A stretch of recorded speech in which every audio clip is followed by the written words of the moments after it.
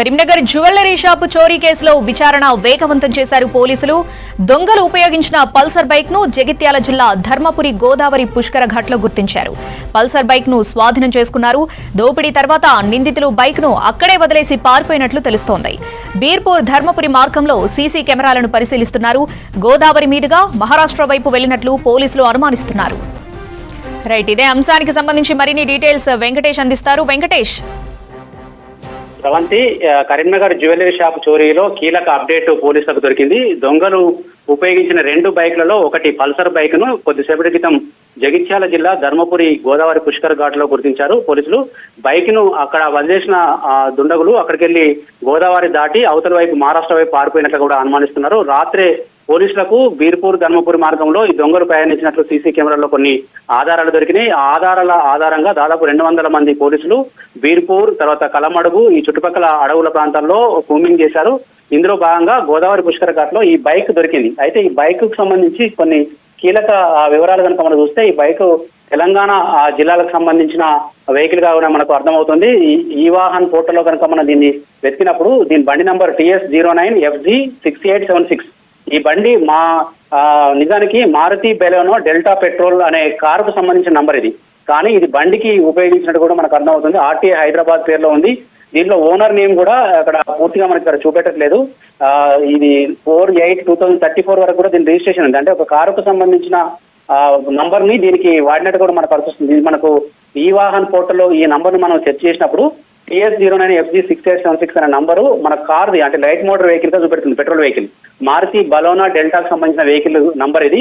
దీన్ని ఈ పల్సర్ కు పెట్టుకొని వీళ్ళు వెళ్తున్నట్టుగా అర్థమవుతుంది. ఎందుకంటే ఇక్కడ కరీంనగర్ లో దొంగతనం చేసిన ఈ దొంగలు ఎవరైతే ఉన్నారో వాళ్ళు ఇక్కడి వాళ్ళు కాదు, మహారాష్ట్ర లేదా బీహార్ వాళ్ళు అయి ఉంటారని పోలీసులు ఇప్పటికే అనుమానిస్తున్నారు. కానీ ఎవరికి అనుమానం రాకుండా తెలంగాణకు సంబంధించిన ఒక నంబర్ ప్లేట్ ని వాడి ఈ దొంగలు పారిపోయేందుకు ప్రయత్నించినట్టు తెలుస్తుంది.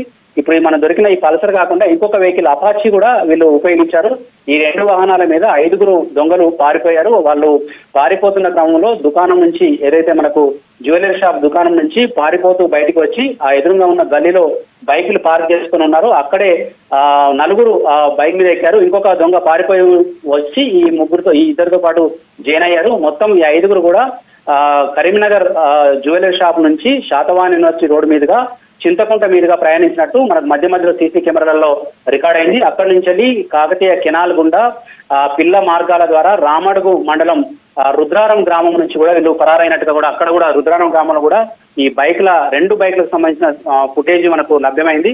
ఈ మార్గంలో ఉన్న అన్ని వెహికల్స్, అన్ని సీసీ కెమెరాలను పరిశీలిస్తున్న క్రమంలోనే పోలీసులకు ఈ బైక్ ఆనవాళ్లు దొరికినాయి. ఇప్పుడు పుష్కర ఘాట్ లో దొరికిన బైక్ తర్వాత వీళ్ళు అవతల వైపు, గోదావరి అవతల వైపు ఎటెళ్లారనేది కూడా మనకు పోలీసులు నిఘా పెట్టారు. మొత్తం 16 బృందాలు ఈ మొత్తం ఆపరేషన్ లో పాల్గొంటున్నాయి. ఇప్పటికే కరీంనగర్ పోలీస్ కమిషనర్ గౌస్ ఆలంతో పాటు వివిధ జిల్లాలకు సంబంధించిన పోలీసులు కూడా అప్రమత్తమయ్యారు. రాష్ట్ర వ్యాప్తంగా సంచలనం సృష్టించిన ఘటనలో 5 దొంగలు పట్టపగలే షాప్ లోకి వచ్చి దుకాణంలోకి చొరబడి ఆ దుకాణంలో ఉన్న 4 కాల్పులు జరిపి దాదాపు కిలోకు పైన బంగారం ఎత్తుకుపోయిన ఈ ఘటన తర్వాత దాదాపు 48 గంటలు గడిచిపోయింది.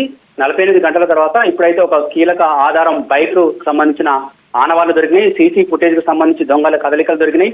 అంతేకాదు జ్యువెలరీ షాప్ లో ఒక ఉద్యోగికి సంబంధించిన సెల్ ఫోన్ ను వాళ్ళు తీసుకొని పారిపోయారు. ఆ పారిపోయే క్రమంలో వాళ్ళ దగ్గర ఉంటే ప్రమాదం అని గ్రహించి శాతవాహన యూనివర్సిటీ పరిసరాల్లో ఆ ఫోన్ పడేశారు. ఆ పడేసిన ఫోన్ సిగ్నల్ ఆధారంగా ఆ సెల్ టవర్ పరిధిలో ఏ ఫోన్ నంబర్లు అక్కడ పనిచేస్తున్నాయి, అందులో దొంగలు ఉపయోగించిన నంబర్లుగా అనుమానిస్తున్న కొన్ని నంబర్ల నుంచి ఎక్కడెక్కడికి కాల్స్ వెళ్తున్నాయి అనే పరిశోధనలు కూడా పోలీసులు చేస్తా ఉన్నారు.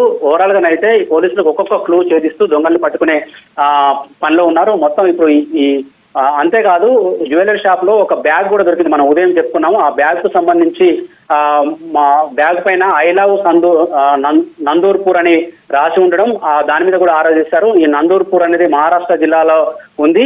తర్వాత అక్కడ అది గుజరాత్ సరిహద్దులో ఉంటుందని నిర్ధారించారు. అయితే ఆ బ్యాగు ఉన్న ప్రాంతం నుంచి దొంగలు వచ్చారా, లేకుంటే ఆ బ్యాగ్ ఎక్కడైనా కొనుగోలు చేశారనేది కూడా పోలీసులు ఎంక్వైరీ చేస్తా ఉన్నారు.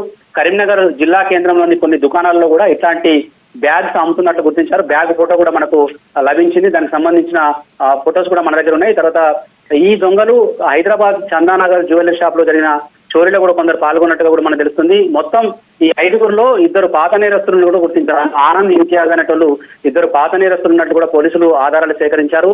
మిగతా 3 వీళ్ళతో ఎక్కడ కలిశారు, తర్వాత వాళ్ళకు ఉన్న లింక్ ఏంటి అనే విషయంలో కూడా పోలీసులు తీవ్రంగా మొత్తం ఎంక్వైరీ జరుగుతుంది. 16 బృందాలు మొత్తం గత 2 రోజులుగా కూడా నిద్రాహారాలు మాని పనిచేస్తున్నారు. కాకపోతే ప్రతిపక్షాలు ఆరోపిస్తున్నట్లు దాదాపు లేట్ అయితే అవుతుంది. ఎందుకంటే దొంగలు దొంగతనం చేసి కరీంనగర్ నగరంలోని ప్రధాన వీధుల గుండా ప్రయాణిస్తూ తర్వాత వీళ్ళు పరారి కావడము, తర్వాత ఏకంగా సరిహద్దులు దాటేయడం ఉన్నదో అది పోలీసుల వైఫల్యంగా ఆరోపణలు చేస్తా ఉన్నారు ప్రతిపక్ష నేతలు. దీన్ని ప్రభుత్వం మాత్రం కొట్టిపడేస్తుంది. త్వరలోనే దొంగల్ని పట్టుకుంటామని చెప్తా ఉన్నారు స్వాతి. ఇప్పుడైతే మనకి కీలక అప్డేట్ దొరికింది. దీని ఆధారంగా మరింత పురోగతి సాధించే అవకాశం కనిపిస్తోంది. Right Venkatesh, thanks for the updates.